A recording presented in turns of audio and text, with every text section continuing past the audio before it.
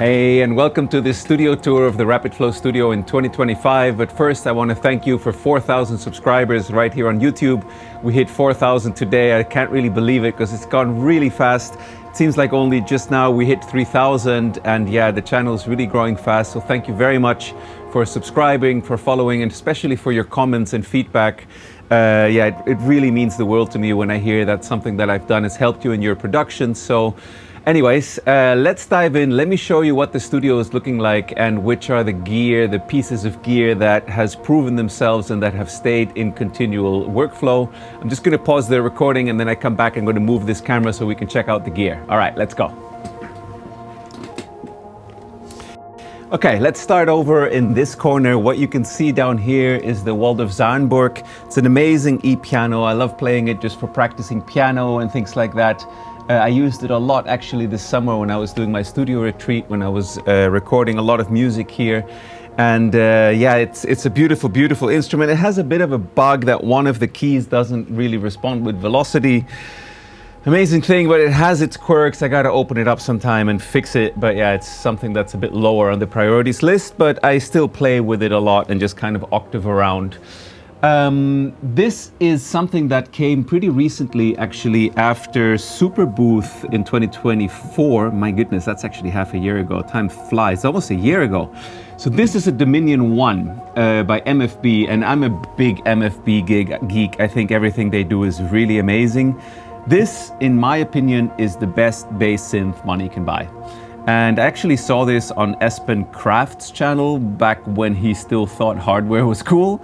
And I heard it and I was like, oh my God, it's something about this thing, the way it triggers, that it has kind of like the precision of a VST plugin and how its envelopes and filter envelopes trigger, while having all the warmth and punch and being able to cut through a mix like a good analog synth does. It's just somehow it's super precise. It has, I think, like 20 different analog filters here, so that you can basically go anywhere from, like, I think it's like Moog and SEM territory and all kinds of stuff is in there. I mostly use it on 12 dB or 24 dB per octave. But yeah, massively powerful synth. Let me take you back here. Here we go. And yeah, if you can get hold of one, this somehow still seems to be kind of a not so well-known thing. Utterly amazing. I'm making a sample pack actually of this so that you can also use it in your studio. Okay, let's move on over here. And I'm gonna take you with me to check out some more little bits and pieces right here, which are these drum computers. Let me zoom you in here a little bit. Okay, so first off, we have an MFB Tanzbär Mark 1. I used to own this. I sampled the heck out of it, and it's actually a big part of my analog kick drums pack. And then I figured, well, you know, I've done what I wanted to do with it, and I sold it, and I totally regretted it because it has a really cool groove. It has an amazing shuffle built into it, and I feel like I can get more cool sounds from it. So this is something also quite recent. I got this 2-3 months ago, so this is the second one of these that I've had, and I'm really glad it's back in my studio. I looked for a long time to find one at a good price. This here is a little sequencer by Dupfer, what's it called, Dark Time. It's just really weird and like very difficult to program anything senseful out of, but it's amazing for weird sequences. And this one I use mostly to trigger this, which is like a little mini syncussion. It's very cool, it's tiny, it's actually a really great instrument for traveling with. And yeah, basically this can do all kinds of the cool, weird stuff that a syncussion can do. You can get away even with like doing bass lines on this. I mostly use it for hi-hats and kind of weird electronic percussions triggered by that guy, which is just a really nice combination because it's always changing and random.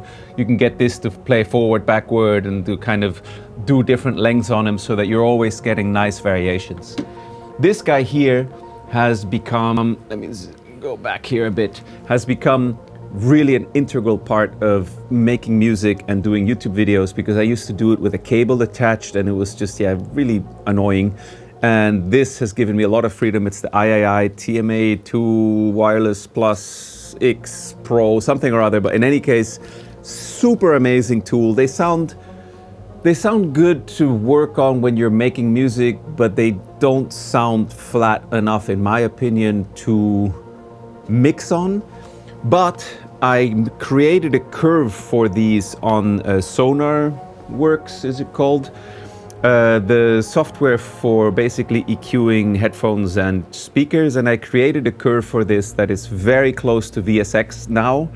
And I'll put it in the description of this video so you can download that if you have one of these and want to check out or use this with your VSX software but don't want to carry two headphones around. So when I traveled this winter, I only took this and I was able to work with it perfectly now that I've done a curve to fix the sound a bit so it's closer to what VSX sounds like, and it translates really good.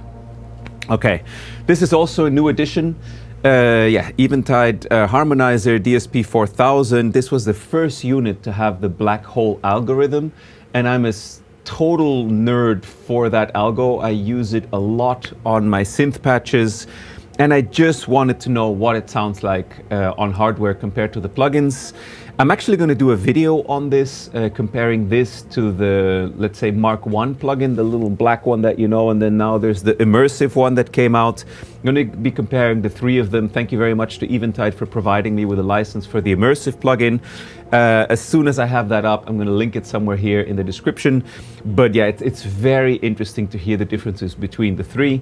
What I can tell you in advance already is that the basic Mark I black hole plugin sounds really good.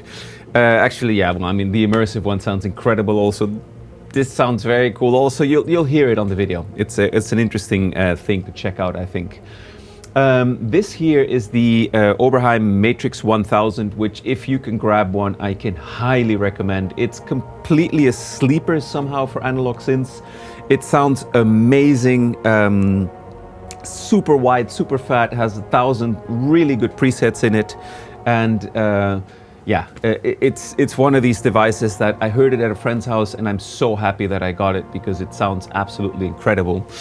Over on top of it is the stereo ping dedicated controller for the Matrix, which has been really, really cool. Big thank you to Stereo Ping, because I had a little bug on my display, like one of the lines had died and they just sent me a new one. Thank you, super cool company, support them. They make amazing controllers with specific like firmware for old synths like this, and this turns this into a synthesizer that you can do anything you want with. So you get control of like the filter, you know, everything basically is on here. So great, great combination. And actually getting two of these for stereo is supposed to be the sickest thing ever, but hey, there's enough gear in the studio, so I'm just sticking to this one. Okay, down here we have one of my absolute favorite synths, which is the Analog Solutions Telemark. This is a synth that I've already had for quite a while. I guess it's going on 3 or 4 years now, even longer maybe, and I picked it up, used of course for like 500 bucks. And it is by far the best Oberheim SEM emulation that I've heard. I owned the actual original SEM. I eventually found one and spent a ridiculous amount of money on it and had it in my studio, and I love the sound of it, but the envelopes were, in my opinion, really lame on it. Like, you could not do fast percussive stuff. It was just one sound, kind of, you know, this thing that, you know, these long sustained basses with like this growl. For that it was very cool, but this can do that. It sounds almost identical, it's so close, but it has really great envelopes. So this to me is another total sleeper. If you can find one, it's the Analog Solutions Telemark. There's various versions of this. There's also a smaller version without the patch bay, and I think there's like a desktop version. I think kind of anything Analog Solutions does is incredible. Another brand or a manufacturer that I'm super interested in, and I think they do amazing work. I've sampled this extensively for sample packs that you can get on Rapid Flow for like the low-end bundle as well as the Infinity bundle. You'll find the standard kind of SEM growling sustained bass in here, from here into those packages. Okay, moving right along here because we have quite a bit of ground to cover. Here is a new addition, which is the, what's this thing called again? Torso T1, I think it's called. And this I can totally recommend. It's an amazing little sequencer that you can use blindly once you get used to it.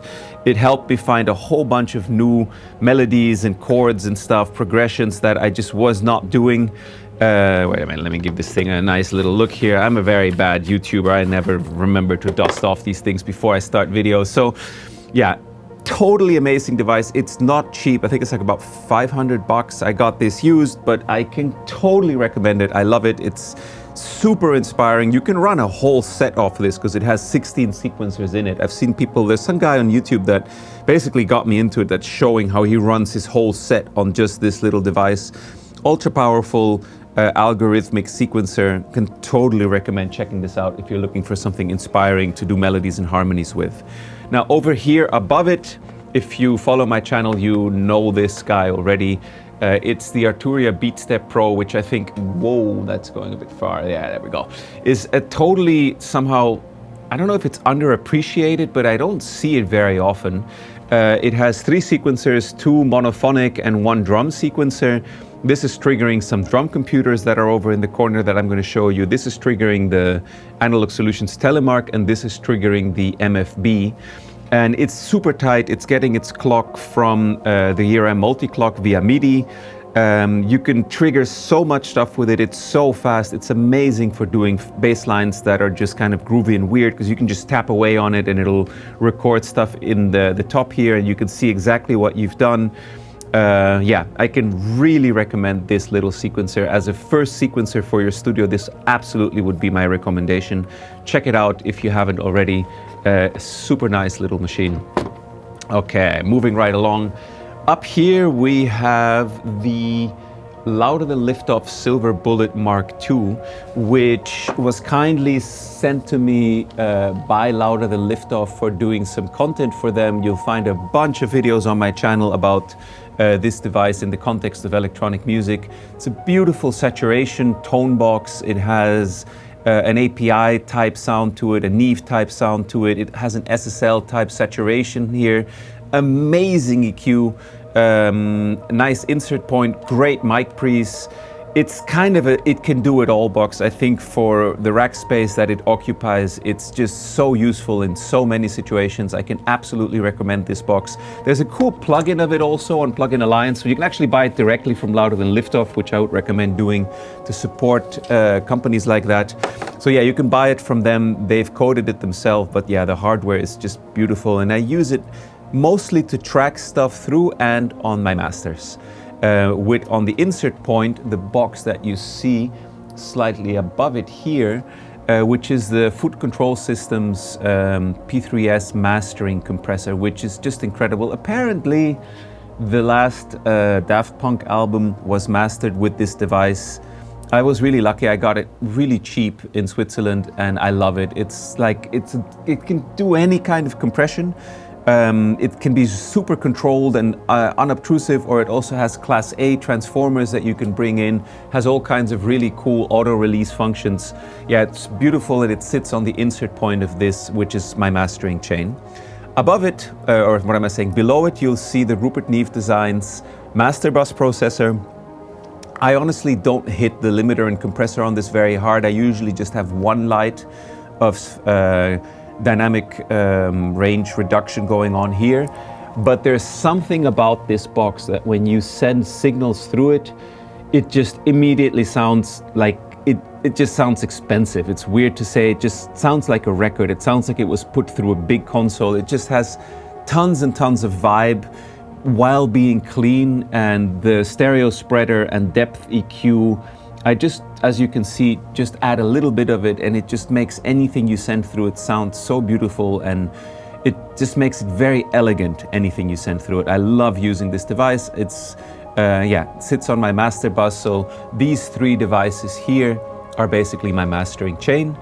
Yeah, beautiful. It's like cheating. If you send stuff through there on the way out, before you record your mixdown, it's just kind of done. There's not really much you need to do with it anymore afterwards, perhaps, besides maybe some corrective EQ. Up here are 2 equalizers that are from the Studer 900 console that someone got it, and yeah, a lot of people are selling these over on Reverb and eBay and stuff for kind of sculpting EQ I think that these Studer EQs are some of the most beautiful EQs that I've ever heard. They're not like surgical. They do have kind of a function here where you can pull them and get a narrower Q, but they just sound incredibly warm. And I've actually treated a lot of sample packs that I made with this, because if you add a little bit of bass boost here or a little bit of mids presence, it sounds glorious. It's one of the most beautiful sounding EQs I think you can get. It's massively powerful, as you can see. It has lows, mids, and 3 swept, what am I saying, highs, lows, and 3 swept bands. Am I saying that correctly? No, 2 swept bands. It has a low cut and a high cut filter. And yeah, again, somehow kind of a sleeper. I think it's one of the best EQs money can buy. I mean, Studer, I'm sure you know, but yeah, the 900 series EQ with this Q factor is massively powerful, and I can really recommend checking that out. I think I paid about $1,200 for these together, so both of them racked like this, which for that quality of EQ is kind of insane. Okay, moving along here, what have we got going on? Little honorable mention here for my Olympus OMD 1 Mark II, which are 4K capable cameras that basically film everything you see from me since a few years. I used to work for Olympus many years ago, and I realized that their cameras are, again, sleepers. They sound really, really nice. They make a really, really good picture, and they don't cost as much as Sony cameras. So I'm really, really happy to use them, and something I can really recommend also. Okay, moving along over here, we have the Amphion 115s. I did an extensive review on these on my channel. I'll link it below also. Amazing for translation, really nice to work on also. Absolutely recommend it. I'm using it with their 700 amp and Vobox cabling. Super nice speakers for electronic music. Back there, actually, you'll see my old monitors, which are these MS Blue, which unfortunately are not made anymore, but is actually a really, really cool monitor. And they're Silk Dome. They're a bit more subdued and a bit more chilled. I like to have them on by themselves when I'm just writing music and I don't want to blast my ears too much with the MS. And right now, actually, they run in conjunction and they add a lot of bass to the MS in this room, which is really perfect little setup. I'm very happy with the sound I get that way. Up here, you can see I've got a light and kind of, light things up a bit here when I'm filming. Another OMD, which is doing the overhead shot when I'm showing stuff on my desk. This is a Samsung TV. This is Samsung 4K monitors, and yeah, the TV is actually a model that's really affordable. It's curved, it's 4K. You can get it for like $200 used. Really happy to work on that, and I love that my speakers still fit in the right place and they're not massively apart if you're using like a super wide screen. So I can really recommend that model. I'll also write it in the description. Moog Subharmonicon, amazing, inspiring, weird, crazy instrument. I use it a lot on my tracks to kind of do like a low groove that's a little bit above the bass, or just sometimes these like, little plings that kind of cut through the track without being a full-scaled melody. Really love using that. Dangerous Source monitor controller, which I've done a whole video on also, I'll link it, is an amazing monitor controller. It's one of the cleanest ones I know in this price range, and I can absolutely recommend it. Big shout out to Dangerous Source Distribution Mastering Works, who sorted me out with a new unit when my old unit was failing. Here is the Sequential Pro 6. That is my main sort of lead synthesizer. I use it all the time, and absolutely can recommend it. It's not quite as warm and sort of vibey as a Prophet 5, but it's a lot more modern. It has voice spread, it has built-in EQ, reverbs and delays, chorus. It has a slop function now, or actually like a vintage function, which brings it closer to the territory of the Prophet 5. I love it. It's an amazing synthesizer, super easy to use. I have a really nice preset pack on it from Miles Away that sounds incredible, that I can totally recommend if you have this synth. And generally, yeah, one of my main go-to synths, which is why it's sitting in front of my nose here. My APC and MIDI mix controllers, I've done extensive videos on these and how I use them in conjunction with the Rapid Flow template, or actually, well, the Ableton Eric Heiermann template that I've just released that you can find on my store. Basically, this allows me to control everything in real time without ever having to touch the mouse when I'm recording music, but also when I'm performing live sets. So yeah, totally great setup. Check out the video for these controllers if you like. I'll also link the video to my personal live set, which is what you're seeing in the background there, which comes pre-mastered and pre-mixed, and it's really easy and fun to use.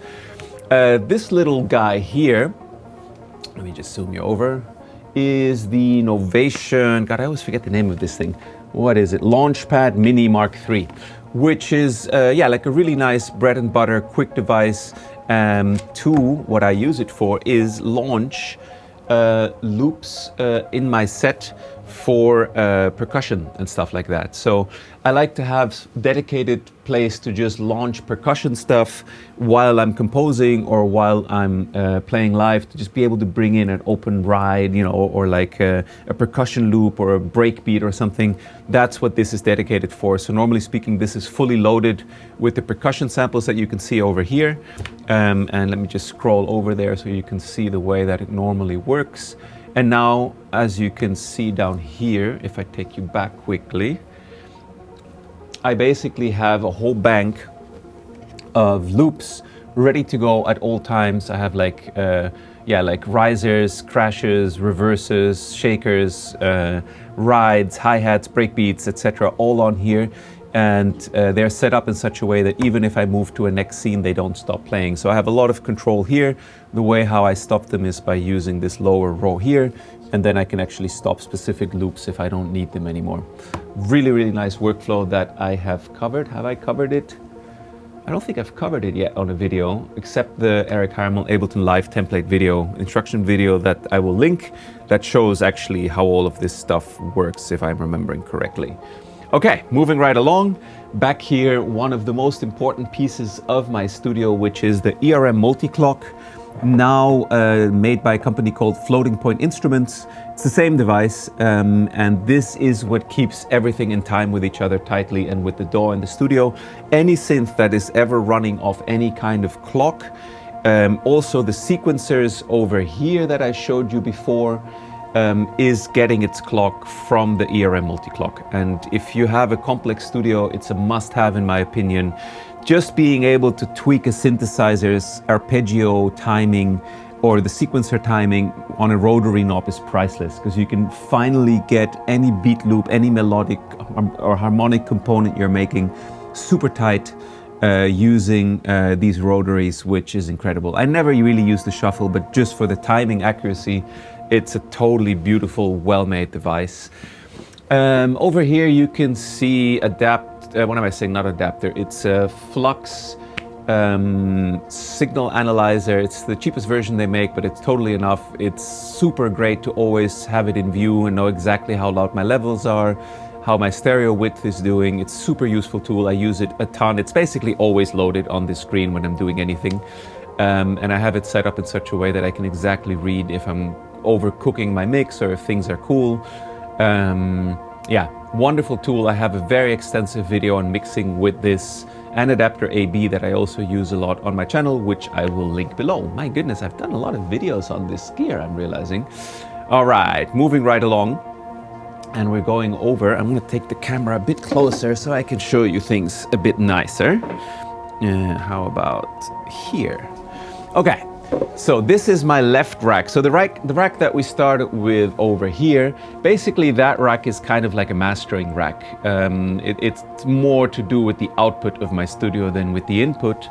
But this over here is the input part of my studio, which is over here so that it's closer to, well, the synthesizers and all the cables coming off of the mixer here. So what we got going on here? We have the Audioscape AS78, which was part of a collaboration that I did with them. They sent this to me to do some videos on, and when I heard it, I fell in love. Like I could not conceive sending it back, and the guys were super cool and they made me a great deal on it. So it has stayed in my studio since then. It's one of the most vibey devices I've ever heard. The amount of mojo and just like, yeah, magic that it adds to the mix bus on electronic music is insane. This will never leave my studio. It's a bit like the Neve, Rupert Neve Designs Master Bus processor. It's a bit of a cheat how great your sound gets. And I use this mostly across the Master Bus.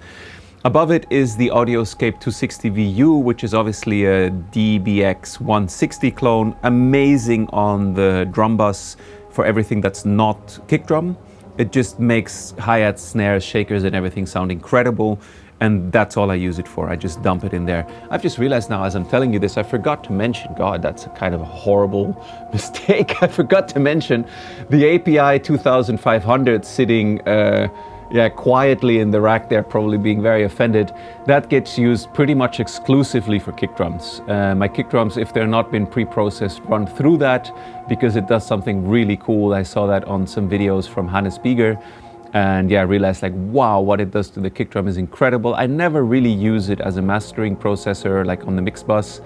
I just process kick drums with it. Sometimes synths also. A lot of the samples in my sample packs were processed through the API 2500, particularly the kick drums. Some snares also, actually, if I'm thinking about it. Okay, coming back over here. Yeah, so those are the two Audioscape units. These are kind of new additions to the studio. They came in this summer. And then directly below it, we have, I think, one of the biggest cheat codes, starting over here in the corner, for recording anything to do with electronic music in the hardware world. And that is these guys over here. I've had these in my studio already now, I think 6 or 7 years. These are the Louder Than Liftoff chop shops. You can get these in white and black. It's just optical difference. And these are like filters and a tilting EQ. So you have a high cut and a low cut with a resonant bump and a tilting EQ, with which this, if you're tracking in a kick drum or a bass or a chord or a pad, you can very quickly tweak it to a point where it's basically perfect in the mix. And if I had to start all over my studio, I think this would probably be the first hardware processor I would get, because it's so useful, it's so direct, it sounds so great, it saves you so much time later on in the mix processing. If you are interested in tracking your sounds in a way that they already sound pretty much done, this is it. Get yourself 1 or 2 of these. Yeah, like I said, if I was starting my studio again, let me look around. I mean, after the converters, which is essential, this would be the first piece of hardware I would get. After that, we have Purple Audio Action compressors, which are like really interesting, really snappy 1176 clones in a very small footprint. A lot of snares and stuff get processed with this in my sample packs also. I have 2 of these. These are really nice. Then the UBK Clariphonic, which is like a very cool parallel type EQ to add extreme high frequency content. I use it sometimes to bring a bass line more up front. Vocals sometimes get treated through here. I have this sitting on my mix bus as a plugin also, which I really like to use. And this gets used more for tracking or processing signals that I need to bring more up front without sounding EQ'd. Really nice little devices. Then over here we have the Wes Audio Rhea, which is a semi-affordable compared to the other ones that are out there. Varimu compressor, which is amazing on bass lines. It's a little bit too slow, I feel, to put on the mix bus, but for basses and sometimes chords, stabs, it does something really cool. And it has this total harmonic distortion function here, with which you can bring stuff up front a bit, which is really nice. This gets used on basses a lot. And this is the Wes Audio Prometheus, if I'm remembering correctly. Yes, this is basically like a little Pultec clone, and it's super cool because you can use it as 2 different EQs. And what I will do very often is run the kick and the bass through this separately and give it some of that Pultec magic after it's been cut with the Louder Than Liftoff stuff, which you can see it's like labeled kick and bass, and there's a couple of settings that I taped on because one time I found something that I thought was super magical, and it's actually been really good to be able to just go back to that really quickly. So this gets used over here, the West Audio Prometheus gets used a lot on kick and bass. You can't really go wrong with a Pultec type EQ on kick and bass. It has digital recall and stuff. I do have it connected, but I barely ever use it. Actually, I never use it. I just record the sounds that I get from it and then I'm done, and I never really go back. Then below it we have the mighty UBK Kush Tweaker compressors. And these things are incredible. They're like the Swiss Army knife of compressors. You can do anything with these.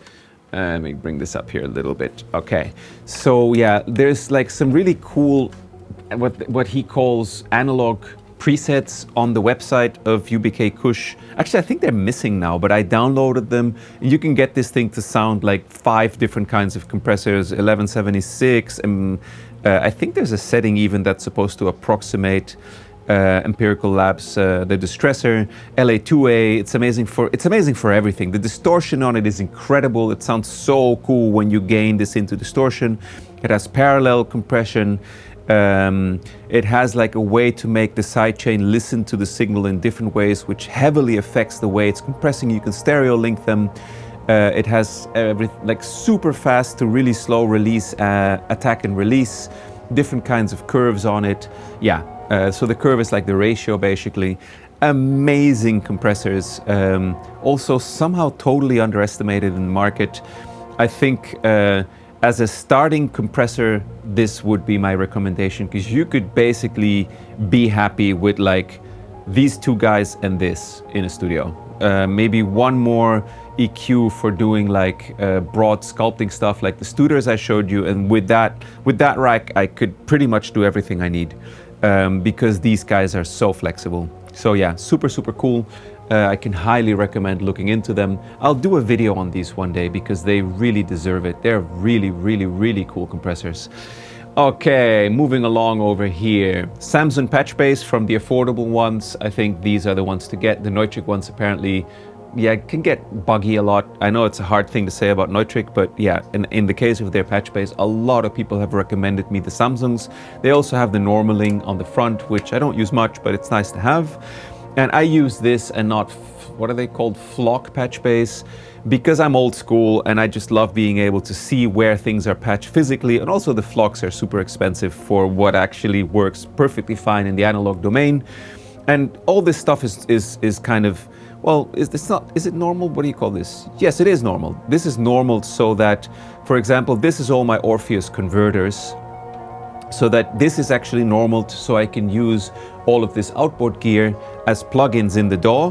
But if I need to use it differently, or if I want to send one of the processors into each other, I can just patch it here, which has been incredibly useful. And yeah, really good system. I actually have a lot of the outputs of the mixer coming up here, which means that I can send signals from my mixer into any device that I want to send it to. I used to have a lot of the synthesizers and stuff also connected up here, but it was a massive headache every time trying to figure out which synthesizer was connected where and why it wasn't playing. So now everything is just hooked up to the mixer over here that we're going to get to.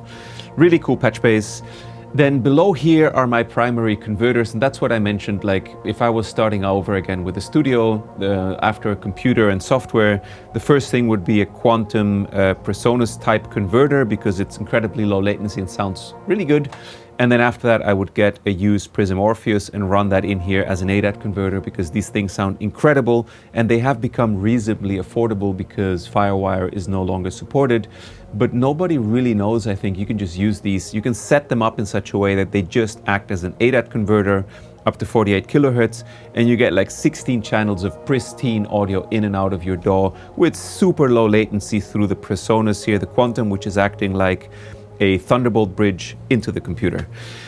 Furman power supply conditioner, essential here in Portugal. We get a lot of brownouts and blackouts and all kinds of mayhem. And behind there, actually in the corner, there's a UPS sitting around that's protecting the computer gear and all the fragile gear like the Eventide and stuff from blackouts and brownouts. This is a backup unit. I'm not really using it. I had some users planned for it, but I ended up not needing it. It was complex running 2 of them, so I just left it. It's just sitting there as a backup unit. This is the centerpiece of my studio, the APB H1020, APB Dynasonics. Really incredible mixer with tons and tons of inputs. that I can totally recommend. I have a specific video on it also where I go through the whole mixer on my channel. I'll link it. Yeah, check out the video. If you're looking for a centerpiece for your studio, this thing is just beautiful and incredible and combines all the best elements that you would want to have in a mixer. Up here we have the mighty Revox A77 Mark III, I think I have. It's a tape recorder from the 70s. A lot of the bass samples that we offer were processed through this machine. It does something absolutely magical to the low end on bass synthesizers, and yeah, I use it pretty much exclusively for that. I have to denoise stuff afterwards. It doesn't have Dolby, but it's absolutely worth it. So yeah, really nice tape machine that are still pretty easy to get, are very easy to repair. I'm going to do a video on these also because it's a really beautiful piece of audio gear.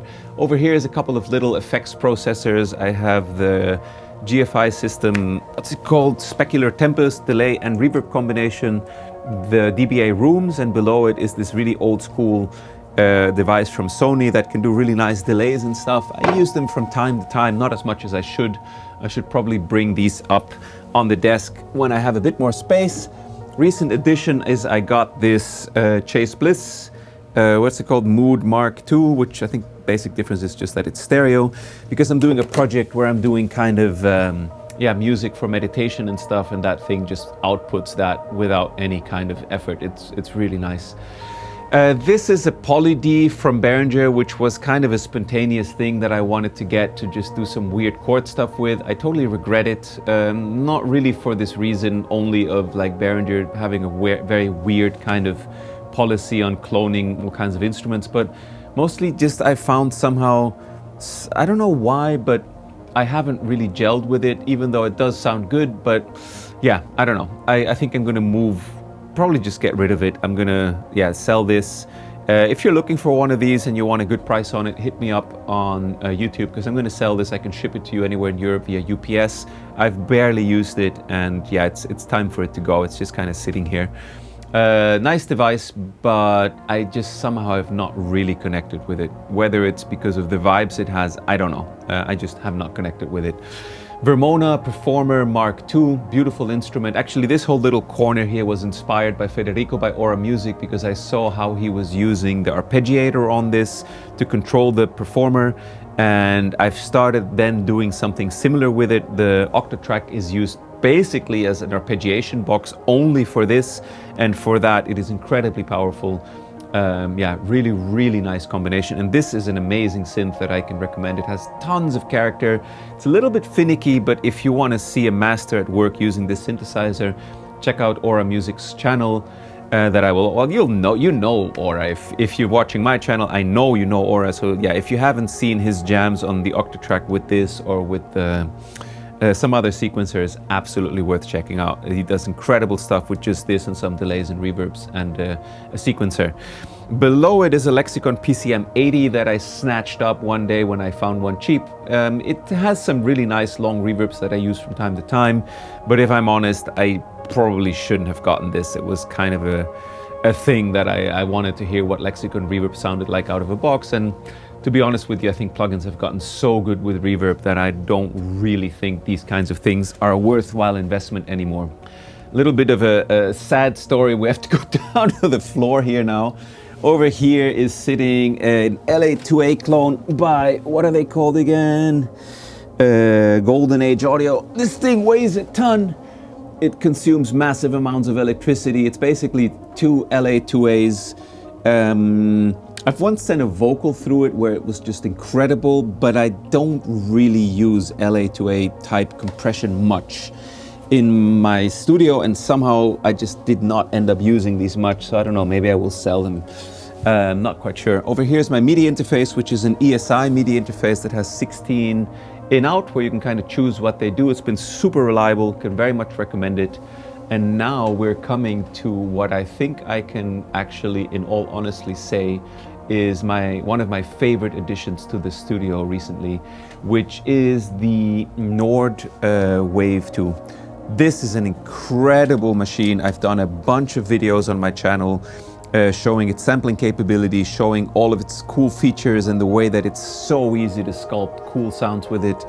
As a first synth, I would absolutely recommend this device. You can do anything with it and you can go in any direction.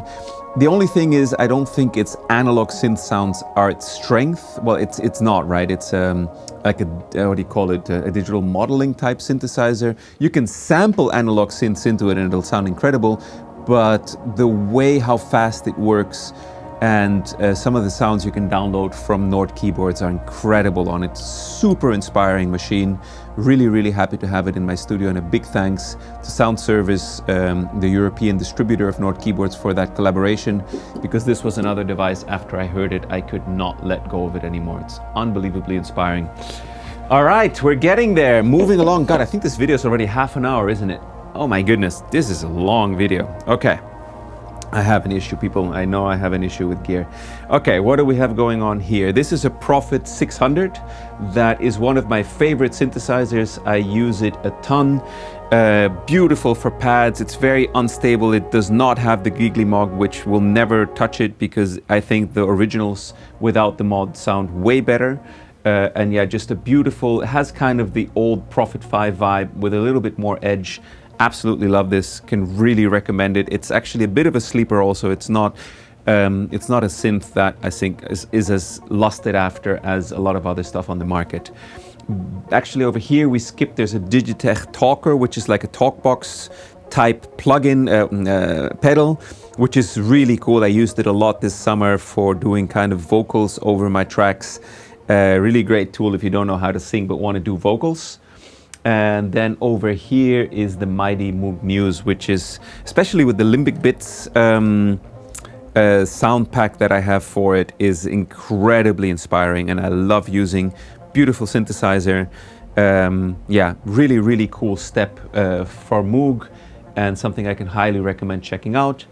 And then we have here the Moog Matriarch, which is one of the rawest, coolest, crazy sounding synths that I know. That I also can highly recommend.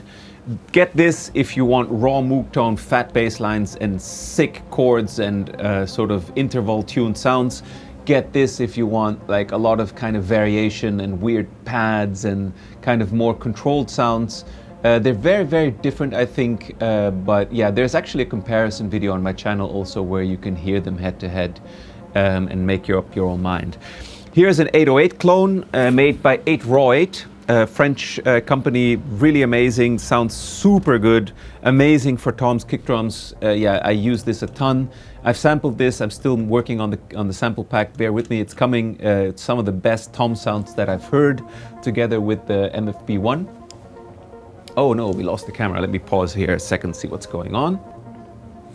Okay, and then finally here we have the Vermona DRM-1 Mark IV, which gets used a lot for kick drums, hi-hats, toms from time to time.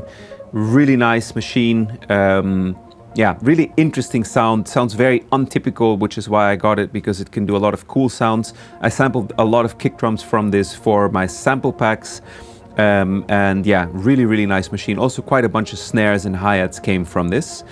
And then in the corner hiding there is a Digitone Mark I, the first one, which is just like really inspiring. I never really touched the buttons on it. It's just connected via overbridge. And yeah, that's totally enough for me, because I don't need to touch the device. I basically just use it kind of like a plug-in with a better sound, I guess. So that's it. My goodness, did we miss anything? Over here are Basotec absorbers, which I can highly recommend if you want to build absorbers on a budget. Yeah, they absorb massive amounts of mid to high frequency, and they're fire retardant. They're super easy to build yourself. I have a video on that also on the channel. Hiding in the bottom over there is a Rupert Neve Designs DI box that is processing the main output from the APB mixer. And that's it, I think. Oh, what am I saying? Here we go. Console 1, the Mark II version. I use the plugin everywhere in my productions. I don't use the controller all that much. It's nice to have in the studio, but I mostly just work on the screen if I need to do something. And I have a lot of the APC knobs here dedicated to high cuts on Console 1 software, so I don't need the controller that much. Yeah, over here is my trusty VSX with the Platinum plugin, so all the rooms. This is what I always check any mixdown and any master I do on.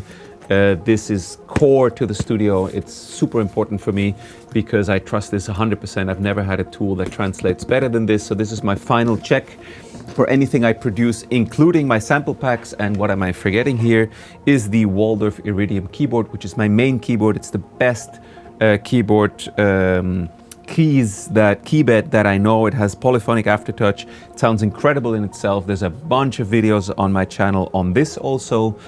And yeah, it's an amazing, inspiring, can do it all synth that is actually a fantastic centerpiece for the studio and that I'm very, very happy to use. Big thank you to Waldorf for that collaboration that brought this into my studio. Then finally, I think two little things to show you that are just super useful. This is a Sanwa Gravi Bluetooth mouse that's not noisy. If you've been watching my channel, you know why that's important. And I can highly recommend this because it takes the strain off of your arm when you're doing long sessions in the studio. It has various buttons. I have double click and undo here, which saves me so much time when I'm doing stuff. And then over here is the normal mouse buttons. Yeah, really great mouse. It's like 50 bucks. I'll put a link to that. I have a trackpad here to do basically vertical and horizontal scrolling in Ableton, which again makes me much, much faster. And then a wireless keyboard and a little Stream Deck here, which is what I use to control cameras in the studio. Yeah, that's it. We've covered everything. My God, that took a while. I guess this is good to have just to look back and see how insane the studio has gotten. I mean, I've said this on a video recently, and the reason why I don't watch much gear tutorials anymore is because obviously I have anything I could wish for and very much picked for specific circumstances. I've gotten rid of devices that I just didn't gel with or that for some reason didn't do what I thought they were going to do. And this is now the core of the setup that not only I make music with, which is probably quite overkill just for that, but also because I sample a lot of stuff for the sample packs of Rapid Flow. So you've now seen everything I use to work with, and yeah, if you want to hear what all that sounds like, definitely check out either the Infinity bundle, which, well, actually that would be the best way to go. The low-end bundle has kick drums and the SEM bass and an ARP 2600 clone bass. But if you want to hear all these instruments that I've mentioned today that I finished sample packs for already, which is about 14, 15 of them, check out the Infinity bundle over on rapidflow.shop. It's the fastest way to get a high-end production into your finished tracks. You can basically use kick drums from all this gear, bass lines from all this gear, all sampled note by note through this hardware with the Prism Orpheus converters. And that's available for Ableton, Bitwig, FL Studio, and Logic Pro. Okay, thank you very much for hanging out with me on this tour. I may have to figure out some things to reduce because going through it now and realizing this has taken 47 minutes, that's insane. But yeah, kind of fun for you maybe to see. If you have any questions about this gear, please pop it in the comments below. Any other feedback. Thank you everyone so much for your feedback on the Eric Heiermann Ableton template that I've recently launched, that really a lot of people have been enjoying and connecting with, and super happy to hear how great your tracks are sounding with it. That's awesome. And yeah, for the rest, I hope you have a great evening, and I'll see you on the next video. Take it easy. Bye-bye.